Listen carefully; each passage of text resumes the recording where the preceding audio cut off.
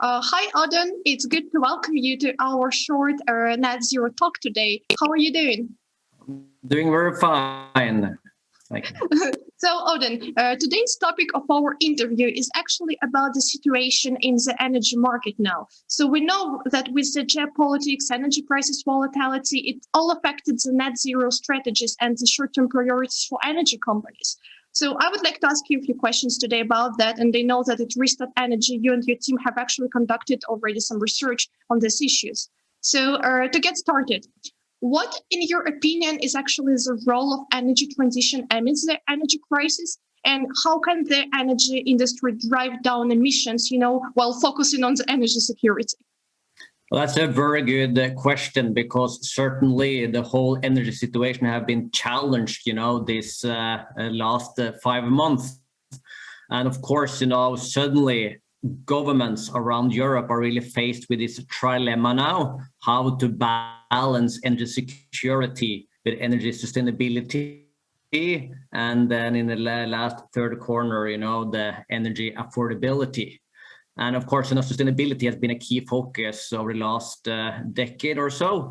But of course, suddenly energy security is becoming the most important thing that politicians need to think about.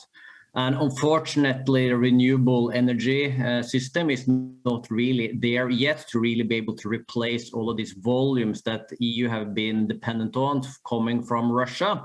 So unfortunately, we're going to see now a short period of time where we need to actually grow production of hydrocarbons to provide the short-term demand that we see originating in Europe. However, it's important that we are not really losing sight on the big challenge that we face, and that is, of course, on energy sustainability. So we need to continue to invest into renewables and low carbon projects. We do see that the growth and appetite to do so is still there, because renewables has become more competitive in the wake of the high energy prices. But this is a challenge we all need to face, and something that we need to keep our eye on. Interesting. So actually, with the whole spin on renewables and green hydrogen, what is the outlook for the renewable supply chain and green hydrogen production? What are the top trends to observe? Yeah, we do see now that after the COVID time, that many of these projects around the world that really depends on the renewable supply chain are, of course, certainly something that are growing drastically. So it's both within carbon capture and storage. We do see massive number of projects that are in the pipeline. Many projects that have been in a pilot phase are now getting better funding and able to actually get the green light to go into full scale.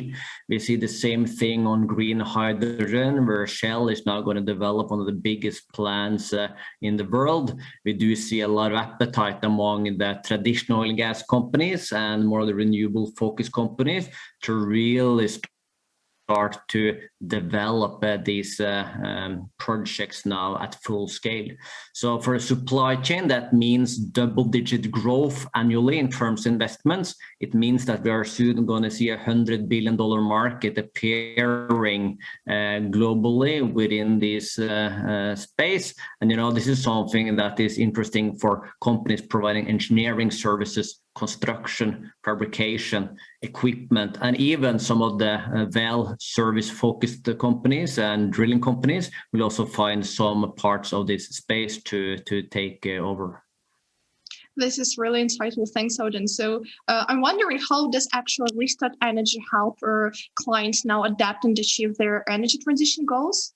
Yes, and the market is really, really fluent, and there are so much information out there, but the way we are helping our clients is basically to track every single project, every single plan that an oil and gas company, renewable company, or a supplier or a government are laying forth. So we are tracking every single project, from the pilot phase to the operational phase, investments, units, technology needed, policy framework, and all the different stakeholders.